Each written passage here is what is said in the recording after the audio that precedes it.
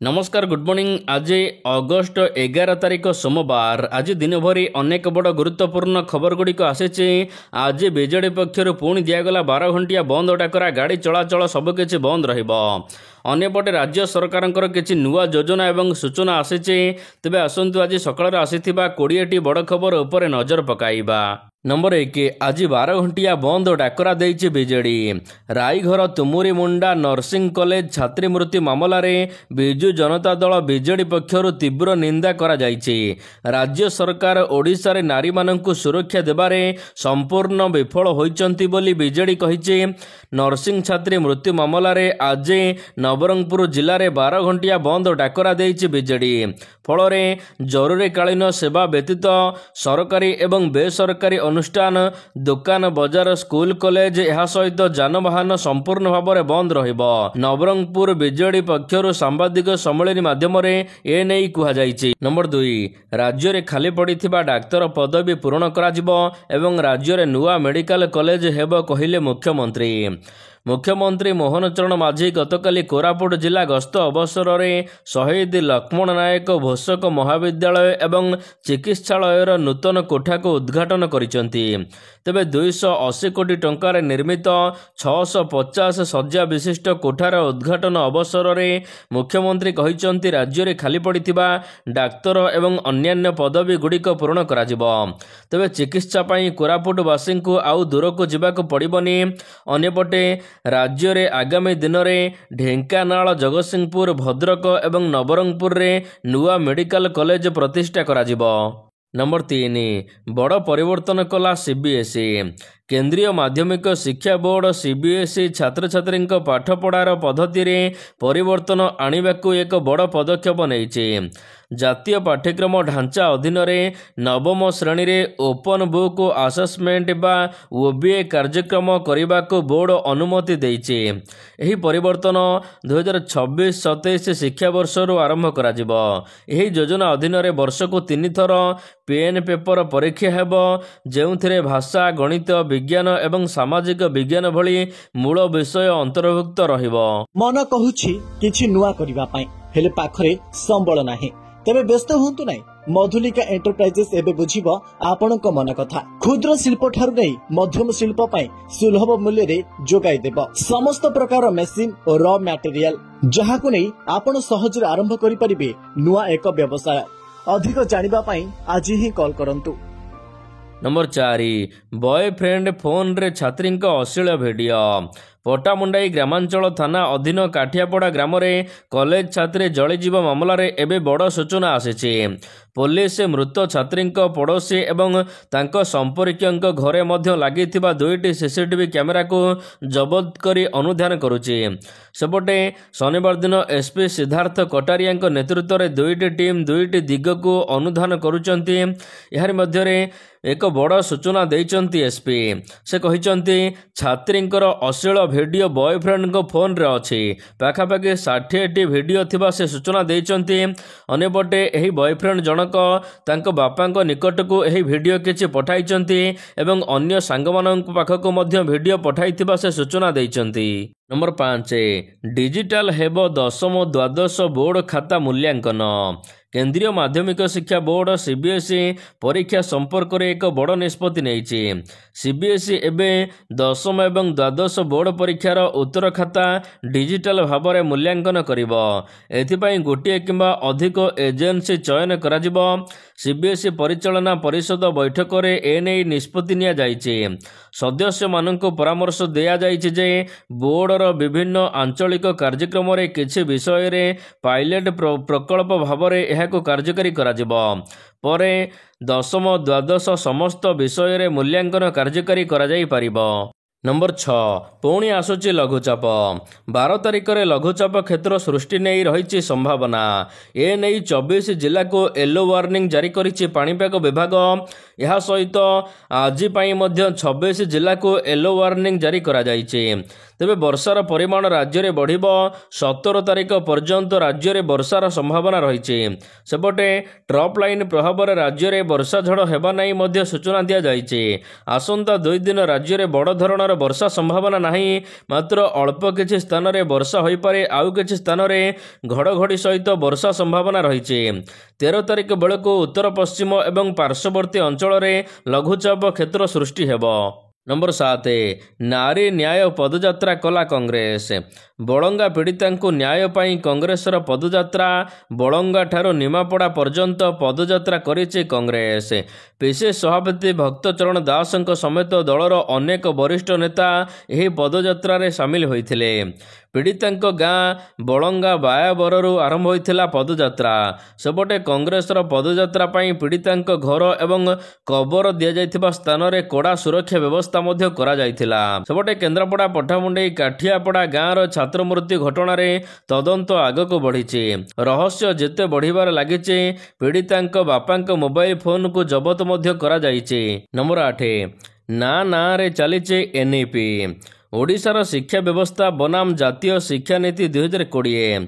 ସରକାର ଲାଗୁ କଲେ ନୂଆ ଶିକ୍ଷାନୀତି। ଜାତୀୟ ଶିକ୍ଷାନୀତି 2020 ଅନୁସାରେ ଦ୍ୱାଦଶରେ ହିଁ ବୋର୍ଡ଼ ପରୀକ୍ଷା କରାଯିବ, ଯେଉଁଥିପାଇଁ ସ୍କୁଲ ପରିସରକୁ ଆସିବ ଏକାଦଶ ଏବଂ ଦ୍ୱାଦଶ ଶ୍ରେଣୀ। ଏ ଯାଏ 102 ହାଇସ୍କୁଲର ଅପଗ୍ରେଡ୍ ସରିଛି, ଆଗକୁ ଆହୁରି କରାଯିବ। ସବୁଠାରୁ ବିବାଦୀୟ ଦିଗକୁ ଠେଲି ହୋଇଯାଇଛି ହାଇସ୍କୁଲଗୁଡ଼ିକର ଅପଗ୍ରେଡେସନ୍ ବ୍ୟବସ୍ଥା। ଅପଗ୍ରେଡେସନ୍ ପୂର୍ବରୁ ସରକାର ଆନୁଷଙ୍ଗିକ ବ୍ୟବସ୍ଥାକୁ ଭୁଲି ଯାଇଥିବା ଅଭିଯୋଗ କରିଛନ୍ତି ଶିକ୍ଷକ। ସ୍କୁଲରେ ଆବଶ୍ୟକୀୟ ଶ୍ରେଣୀ ଗୃହ ଅଭାବ ରହିଥିବା ବେଳେ ଶିକ୍ଷକମାନଙ୍କର ଅଭାବ ରହିଛି। ନମ୍ବର 9, ବୁଡ଼ିଗଲେ 3 ଜଣ ଛାତ୍ର। ବଣଭୋଜି କରି ସମୁଦ୍ରରେ ଗାଧୋଇବା ବେଳେ ଅଘଟଣ ଘଟିଛି। ଉଚ୍ଚ ଜୁଆର ଯୋଗୁଁ ସମୁଦ୍ରରେ ବୁଡ଼ି 3 ଜଣଙ୍କର ମୃତ୍ୟୁ ଘଟିଛି। ତେବେ ମୃତ 3 ଜଣ ଭୁବନେଶ୍ୱର ଅଞ୍ଚଳର ବୋଲି ସୂଚନା ମିଳିଛି। ମୃତକଙ୍କ ନାମ ପିଣ୍ଟୁ ପଟ୍ଟନାୟକ ହୋଇଥିବା ବେଳେ ଅନ୍ୟ 2 ଜଣଙ୍କର ପରିଚୟ ମିଳିନି। ସାଙ୍ଗମାନଙ୍କ ସହିତ କୋଣାର୍କ ବୁଲିବାକୁ ଆସି ଚନ୍ଦ୍ରଭାଗାରେ ଗାଧୋଇବା ସମୟରେ ସମୁଦ୍ରରେ ବୁଡ଼ି 3 ଜଣଙ୍କର ମୃତ୍ୟୁ ଘଟିଛି। ନମ୍ବର 10, ସାମ୍ବାଦିକ ଲୋକନାଥଙ୍କୁ 5 ଲକ୍ଷ ଟଙ୍କାର କ୍ଷତିପୂରଣ ଦେବାକୁ ନିର୍ଦ୍ଦେଶ। ମାନବ ଅଧିକାର ଆୟୋଗଙ୍କ ଗୁରୁତ୍ୱପୂର୍ଣ୍ଣ ରାୟ ପ୍ରକାଶ ପାଇଛି। ନୀଳଗିରିରେ କାର୍ଯ୍ୟରତ ସାମ୍ବାଦିକଙ୍କୁ ଏକ ସାମାନ୍ୟ ମାମଲାରେ ହସ୍ପିଟାଲରେ ଚିକିତ୍ସିତ ହେଉଥିବା ସମୟରେ ପୋଲିସ ତାଙ୍କ ଗୋଡ଼ରେ ବେଡ଼ି ପକାଇ ମାଡ଼ ମାରିବା ଘଟଣାରେ ଏବେ ଆଇଓଙ୍କୁ ମହଙ୍ଗା ପଡ଼ିଛି। ମାନବ ଅଧିକାର ଆୟୋଗ ତାଙ୍କ ରାୟରେ ସାମ୍ବାଦିକ ଲୋକନାଥ ଦଳେଇଙ୍କୁ ସେପ୍ଟେମ୍ବର 18 ତାରିଖ ସୁଦ୍ଧା 5 ଲକ୍ଷ ଟଙ୍କାର କ୍ଷତିପୂରଣ ଦେବାକୁ ନିର୍ଦ୍ଦେଶ ଦେଇଛନ୍ତି। ନମ୍ବର 11, ଏତଲା ଦେଲେ ପ୍ରମୋଦଙ୍କ ବାପା। କେନ୍ଦ୍ରାପଡ଼ା ପଟ୍ଟାମୁଣ୍ଡାଇ କାଠିଆପଡ଼ା ଛାତ୍ରୀ ମୃତ୍ୟୁ ଘଟଣାରେ ଏବେ ଗିରଫ ହୋଇଥିବା ପୁରୁଷ ବନ୍ଧୁ ପ୍ରମୋଦ ବେହେରାଙ୍କ ବାପା ପଟ୍ଟାମୁଣ୍ଡାଇ ଗ୍ରାମାଞ୍ଚଳ ଥାନାରେ ଏକ ଏତଲା ଦେଇଛନ୍ତି। ତେବେ ତାଙ୍କ ପୁଅ ସହିତ ଯୁବତୀଙ୍କର ପ୍ରେମ ସମ୍ପର୍କ ଥିବା ଉଲ୍ଲେଖ ରହିଛି। ଛାତ୍ରୀଙ୍କ ଘର ଲୋକ ତାକୁ ପିଟି ମାରିଥିବା ନେଇ ଅଭିଯୋଗ କରିଛନ୍ତି ପ୍ରମୋଦଙ୍କ ବାପା। ସେପଟେ ନିଜ ପୁଅକୁ ନିର୍ଦ୍ଦୋଷ ବୋଲି ଦାବି କରି ପଟ୍ଟାମୁଣ୍ଡାଇ ଥାନା ଆଗରେ ଧାରଣାରେ ବସିଥିଲେ ପ୍ରମୋଦଙ୍କର ପରିବାର। ଏମିତିକି ଅଭିଯୁକ୍ତ ପ୍ରମୋଦଙ୍କ ପରିବାର ପକ୍ଷରୁ ପୋଲିସ ଏବଂ ଛାତ୍ରୀଙ୍କ ପରିବାର ବିରୁଦ୍ଧରେ ଏତଲା ଦିଆଯାଇଛି। ନମ୍ବର 12, ଖୋଲିଲା ରେଙ୍ଗାଲି ଗେଟ୍। ରେଙ୍ଗାଲି ଜଳଭଣ୍ଡାରରୁ ଛଡ଼ାଗଲା ବର୍ଷା ଜଳ। ଦ୍ୱିତୀୟ ଥର ପାଇଁ ଖୋଲିଲା ଗେଟ୍। ତେବେ ଆଗାମୀ ଲଘୁଚାପକୁ ଦୃଷ୍ଟିରେ ରଖି ଗେଟ୍ ଖୋଲିଛନ୍ତି କର୍ତ୍ତୃପକ୍ଷ। ବ୍ରାହ୍ମଣୀ ତଳେ ବସବାସ କରୁଥିବା ଲୋକଙ୍କୁ ପ୍ରଶାସନ ପକ୍ଷରୁ ସତର୍କ କରାଯାଇଛି। ସୂଚନାଯୋଗ୍ୟ, ଅନୁଗୁଳ ରେଙ୍ଗାଲି ଜଳ ଭଣ୍ଡାରରୁ ଦ୍ୱିତୀୟ ଥର ପାଇଁ ଗତକାଲି ବର୍ଷା ଜଳ ଛଡ଼ାଯାଇଛି। ଚଳିତ ବର୍ଷର ଦ୍ୱିତୀୟ ଥର ପାଇଁ ଏହା ବର୍ଷା ଜଳ। ଗୋଟିଏ ଗେଟ୍ ଦେଇ 715 କ୍ୟୁସେକ୍ ଜଳ ନିଷ୍କାସନ ହେଉଛି। ରେଙ୍ଗାଲି ଜଳଭଣ୍ଡାରର ଜଳଧାରଣ କ୍ଷମତା 123.50 ମିଟର ଥିବାବେଳେ ଏବେ 121.85 ମିଟର ପାଣି ରହିଛି। ନମ୍ବର 13, ଚାଷୀ ପଞ୍ଜୀକରଣ ଭାଗ ଚାଷୀ ଭକୁଆ। ଖରିଫ ଧାନ ବିକ୍ରି ପାଇଁ ଜୁଲାଇ 19ରୁ ଆରମ୍ଭ ହୋଇଛି ଚାଷୀ ପଞ୍ଜୀକରଣ, କିନ୍ତୁ ଏଯାଏ ଯେତେ ଚାଷୀ ପଞ୍ଜୀକରଣ କରିବା କଥା ହୋଇପାରିନି।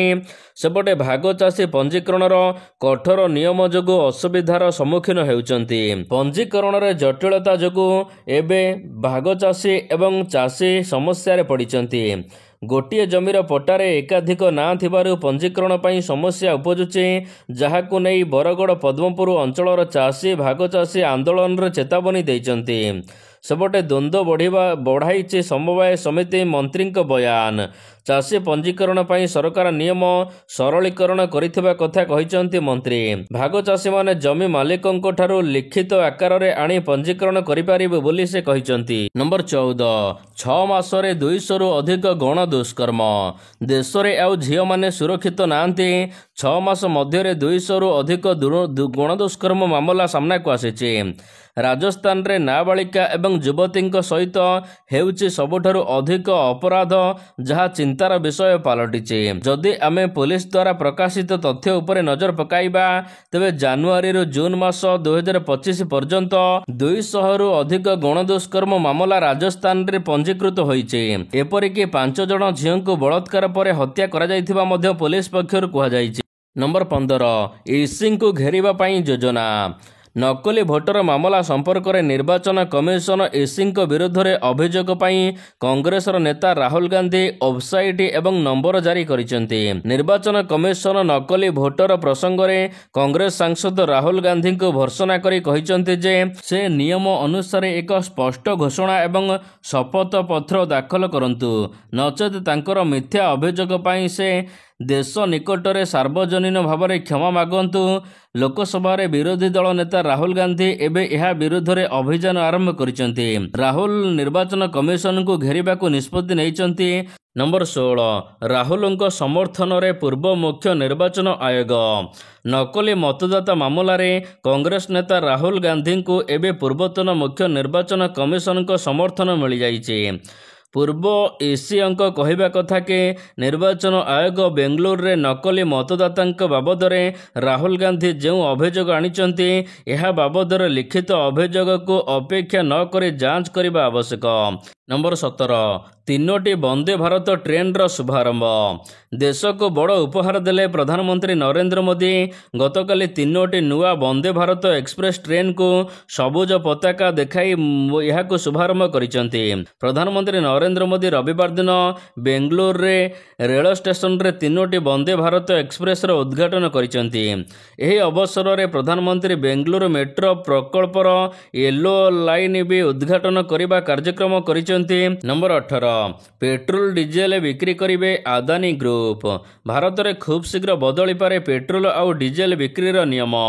ପେଟ୍ରୋଲିୟମ ଏବଂ ପ୍ରାକୃତିକ ଗ୍ୟାସ ମନ୍ତ୍ରାଳୟ ବର୍ତ୍ତମାନ ଲାଇସେନ୍ସ ନିୟମରେ କିଛି ପରିବର୍ତ୍ତନ କରିବାକୁ ବିଚାର କରୁଛନ୍ତି।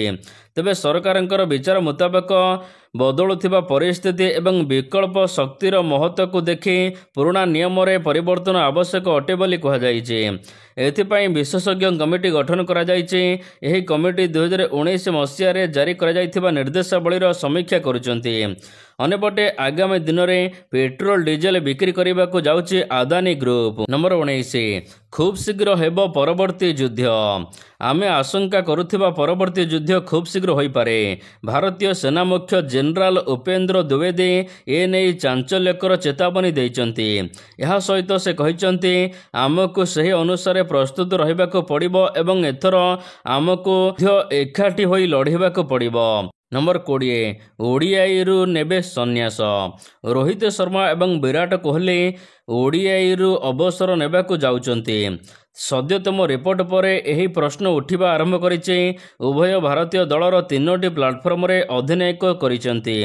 ରୋହିତ ଶର୍ମା ଏବଂ ବିରାଟ କୋହଲି 2024 T20 ବିଶ୍ୱକପ୍ ଜିତିବା ପରେ ଏହି ପ୍ଲାଟଫର୍ମକୁ ବିଦାୟ ଦେଇଥିଲେ। ଇଂଲଣ୍ଡ ଗସ୍ତ ପୂର୍ବରୁ ରୋହିତ ଏବଂ କୋହଲି ଗୋଟିଏ ସପ୍ତାହରେ ଟେଷ୍ଟରୁ ଅବସର ନେଇଥିଲେ। ଭାରତୀୟ ଟିମ୍ ଆଗାମୀ ଦିନରେ ଏସିଆ କପ୍ ଟୁର୍ଣ୍ଣାମେଣ୍ଟ ଖେଳିବ, ଯାହା ସେପ୍ଟେମ୍ବରରେ T20 ଫର୍ମାଟରେ ଖେଳାଯିବ। ଏହା ସହିତ ଅଷ୍ଟ୍ରେଲିଆ ସହିତ ଆଗାମୀ ପରବର୍ତ୍ତୀ ଓଡିଆଇ ଅଛି, ଯାହା ଅକ୍ଟୋବରରେ ଅନୁଷ୍ଠିତ ହେବ। ମିଡିଆ ରିପୋର୍ଟ ଅନୁସାରେ ଏହି ସିରିଜ୍ ଉଭୟଙ୍କ ପାଇଁ ଶେଷ ଓଡିଆଇ ସିରିଜ୍ ପ୍ରମାଣିତ ହୋଇପାରେ।